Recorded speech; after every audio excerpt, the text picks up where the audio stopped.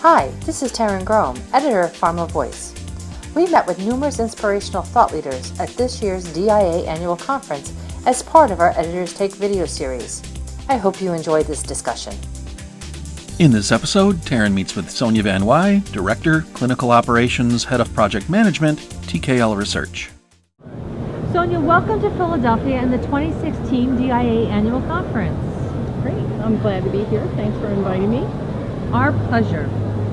Sonia, what are some of the challenges sponsors face in creating a successful sponsor-CRO relationship? You know, I think there's many challenges that are faced. However, I would put them into two kind of categories or buckets. One would be communication, and the other would be managing expectations. And how can companies overcome these challenges? Well, you know, in communication, you really need to find out who you're communicating with, how you're going to communicate, what is, even down to the method you're going to communicate.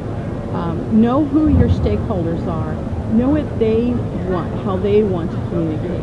Many times, some folks like to communicate in emails, some like to speak to you personally on the phone, some want to be spoken to quite frequently, and others don't want you to call them except in extreme circumstances.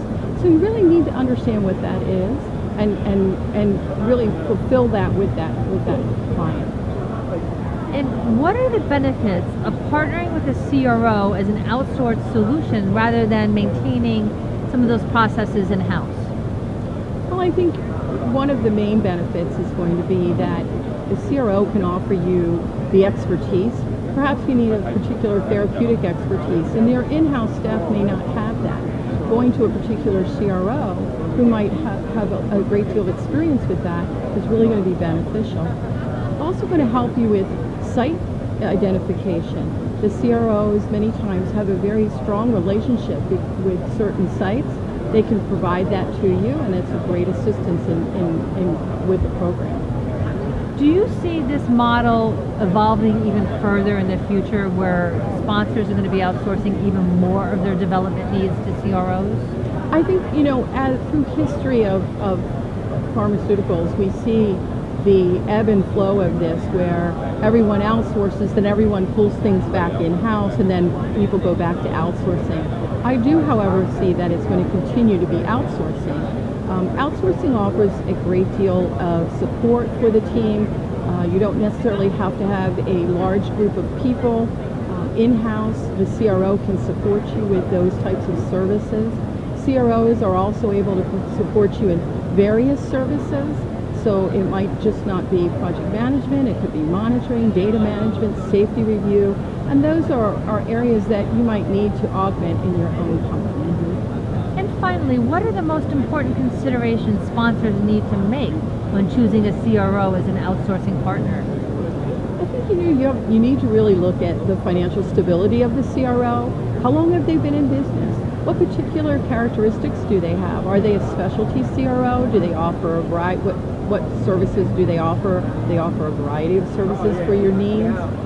How well known are they in the community? How well respected are they? All of those things are really important to understand how you would work with them and how you would communicate with them. I think it's also important for you to blend with that CRO. So maybe the mission statement and the philosophy of the CRO is also important. You are the client and you are the customer, and you really need to feel that perspective. I want to thank you so much for sharing your thoughts in this really important dynamic of that CRO-sponsor partnership, which is really integral to making development work today. Thank you.